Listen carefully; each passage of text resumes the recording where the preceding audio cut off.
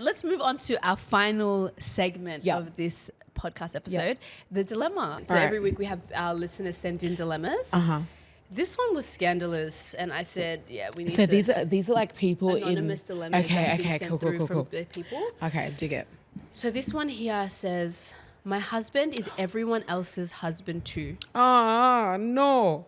No, just stop there. I caught him multiple times snapping and messaging girls, then gaslighting me into thinking I'm the one who broke his trust for going through his phone. No. I'm just waiting for my housing situation to sort out before I leave. This girl. I'm on mat leave. Every time I stand firm, he somehow tries to do better, but I'm tired. Oh, baby. Back to my husband, who's everyone else's husband. The worst part is I'm cute, and the girls that... Oh, no. The worst part is the girls look like gorillas. No. Even postpartum, I'm looking good. Yeah, it's fly as hell. It's embarrassing because he's become the weirdo on Facebook that messages random people. Thanks for the ad. Not your man. Oh, Not your man. My God. Not the thanks for the ad. Not the, the hey guys. No one wants to be with the man that's spamming your messages. No. Oh my God. My number one thing for her is I understand the fact that you want to feel secure or supported raising a child, but it ain't it, baby. It ain't. What would you say? Because for me, I would be like, just dip. Because it's not going to get better. It's not getting better. Like, you already know he's for the streets. It's not going to get better. So just dip. In that situation, especially if you've got a child, and you know, homie doesn't want to be with you for you, girl, leave. Yeah. Go to your mum's. Yeah. Go to your mama's. Go to your mama's. Or anywhere else that you can go to.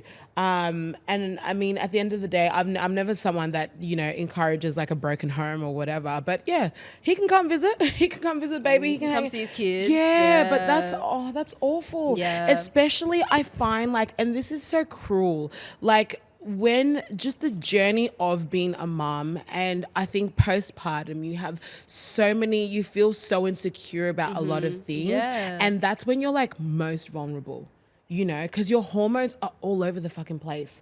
They are all over the place.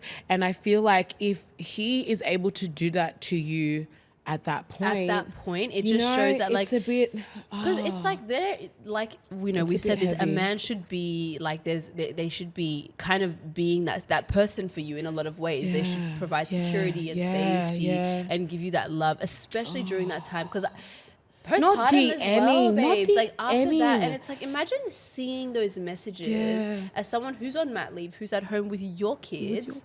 I just feel this is their first baby. Was it their first baby? She didn't say. She just said that she's on mat leave. Mat leave. Okay. You know, and so she's looks like she's made her mind up, because homegirl said, I'm on. She said, I'm just waiting for my housing situation to sort out before I dip. Yeah. Okay, she's got a plan. She's got a plan. At least she, like, I think she knows it ain't it. It's not the place to be. She's got a plan. Kudos to you. Now just get out. And don't turn back. What would you say for people that are confused about it and they don't know what's, because we just spoke about taking someone back after cheating. Yes, and the thing is, I feel like at the end of the day, you want what's best for your child, and a lot of the times you take that person back because you think about your baby. You think about your child not having a present father. You think of, especially as Black women, being part of that statistic. I think also you think about things like, what will, like, if you come from an African community, what will the community think? If you come from those, like, you know, and I know a lot of women that have taken, you know, their partners back after that, and I can't judge. And it's one of those situations where she already knows that it's not it. Do you get what I'm saying? She already knows that it's not it, and it doesn't seem like she's actually thinking about going back. She understands that he's able to manipulate her to wanting her to stay or convincing her to stay, but she's like, no, I'm gonna sort myself out. Yeah, I'm gonna go. And I think that's one thing I will say is, at least during that decision-making period, don't be together. Yeah. Because I feel like when you're together, there's a lot of things. There's blurred lines. When you're in a very vulnerable state already, it's like you don't want to break up, but the situation has pushed you to doing that. and you're just kind of like, what do I do, right? Yeah. You don't need the man around you at that time. Yeah. You don't need it. So I think for me, it's like I would tell you to, if you can leave during that and time. Why are you out there doing that anyway in the first place? Like, babe, one thing is, yeah, you're gonna cheat on me, but then also like that's already embarrassing enough, and then you're gonna be a loser, and you're gonna be the person that's thanks for the ad when you probably added them yourself. Like at least there's no heavy. This sounds so petty. That's heavy. But there's heavy. levels to cheating. You know what I mean? That's the thing. It sounds so dumb to say. It sounds so dumb to say, but there's levels to cheating. There's levels. Okay, there's levels to cheating in that way, but I mean like, if your guy was, and this is not right at all, yeah, but ain't it's like, right. I'm not trying to be cheated on by a guy that's actually like a loser, babe. Yeah. Like you're on top oh, what? of You're that. gonna be the big dog? You're gonna be the big dog what do you to mean? cheat on me? Is that what you're saying? No. I'm saying like on top of him cheating on her, he's also being a creep. It's like you're not even being a cheater. Like it's not even an accident. You're not even being smooth. No one is even like attracted to you in that way. You're actually just embarrassing me 2 times because you're not just cheating on me, but you're doing the creepy shit. Oh, you haven't leveled up. At least go for someone that looks finer than me. Better than me. But you're going for these gorillas. While I'm here on mat leave, babe. While I'm carrying your child. While I have your child. I don't you're know. Embarrassing me. It's hard, girl. And nah. I think for me, that's a big thing as well. Like, don't embarrass me. You know what? Don't. At this point, I don't even think it's about other people's opinions or whatever. It's just like I've had a kid. I've had a child. I've had a child. And that's what I feel like I've had girl your that said in baby. the dilemma. You know, like you need to also realize that you've had a baby, That's you've a carried violation. a child, and on top of him not being there for you as emotional support. You know what I mean? As someone that you can lean on. That's a violation. He's out on the streets. Yeah, that's a violation. He's got a family. With gorillas. With fucking gorillas. Not even Beyonce, but a gorilla. What are you supposed to do now? She's saying she's a fine-looking babe, and you're out here with girls that Next one. That one hurts. At least move away. That one hurts. Yeah, that one hurts. I mean, and I know people that have been in that situation, and it sucks. It really sucks. But you know what? Another thing is that I feel like a lot of people don't talk about is also I think there's a level of depression or a level of uncertainty that men also go through during that time as well. And it's a period where it's almost like they go loco too.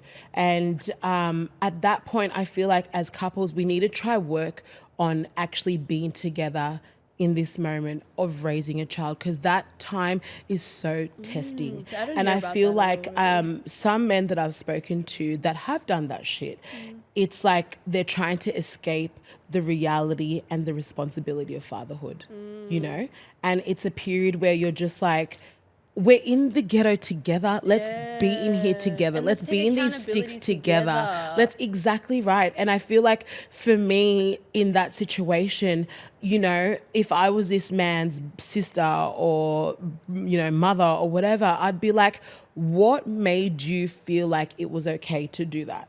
And that's, Tasha, do you know what I'm going to say to you? I feel like I get it. Like, it's good to have empathy and I understand when people are going through things, but to me, it shows character. When you, because we can both be feeling the pain of this, but if you're coward enough to go do it, to me that shows character. Crazy. And it's like, I can't say, look, new dad and I understand it's hard. It's crazy. But it's harder. It's be vulnerable, be a man, and talk about and how just you feel. Own this shit. But going to cheat and doing that, like, you think I can't step out? I can't, well, like, you know. Especially if I'm a bad bitch. That's what I'm saying. Especially if she's fly. Babes, I'll be all the way. You know, these fly mummies are getting it in these days. Mind you, these mummies, these modern day mothers are badass bitches. Badass females. Badass females. So and you're out here doing this thing. I'm so sorry. Girl, it ain't easy, but yeah, he crazy. He's crazy. And I know, sis, it'll be hard, but I just feel like sometimes it's like, just what my advice would be like, sometimes you just need to remove yourself from the situation just to figure it out and think clearly. Yeah. Ooh, it's a hard one. Heavy. Oh my gosh, so heavy. That's all we have for today. That's the dilemma. That's the dilemma. Thank you for having me. Thank you for having me. I've enjoyed it. I think you're such an amazing conversationalist. You make it easy for someone to just chat to you and relate to. I feel like I've known you for a really long time. I feel like I've known you for a long time. Yeah. No, this is beautiful. And I love what you're doing for the people, for the culture.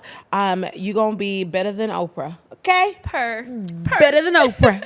No, you have been amazing. Like, I can't say how Thank you easy for having this me. conversation. Thank you. From the moment you stepped in this room, Thank you. I said, yeah, we're going to have a vibe today. Stop. Like, you just made it so easy for me to chat to you. And thank you for jumping on the new season of Thank you. Sweet, And babe. the studio looks fantastic, by the way. You've done an incredible job. Thank you. It's a sexy vibe. I can't wait to see what's in store. Thank you. What you gonna bring us? Where can the people find you? Oh, Instagram. So the Instagram is. I'm gonna put it in the show notes anyway. Put it in the show notes. Show notes. All right, guys. Thank you so much for tuning into this week's episode. Me. Before we sign off, I just want to let you guys know. First, I want to give a big shout out to DJ City. You guys can get 10% off all their products, as well as Nala. If you guys join the mailing list, make sure you join that mailing list. I'm gonna tell you guys every week. Nice. To join the mailing list, and you'll be able to get all the information on that, and also what's coming up with Bittersweet. And also, don't forget to send in your dilemmas. We want to hear all of it, guys. All the tea, relationships, friendships, families, everything. We're going to be discussing it every week here on this podcast with a guest. And make sure you like, subscribe, and do all the things. I love you, and I'll see you guys next week. Yeah. Bye.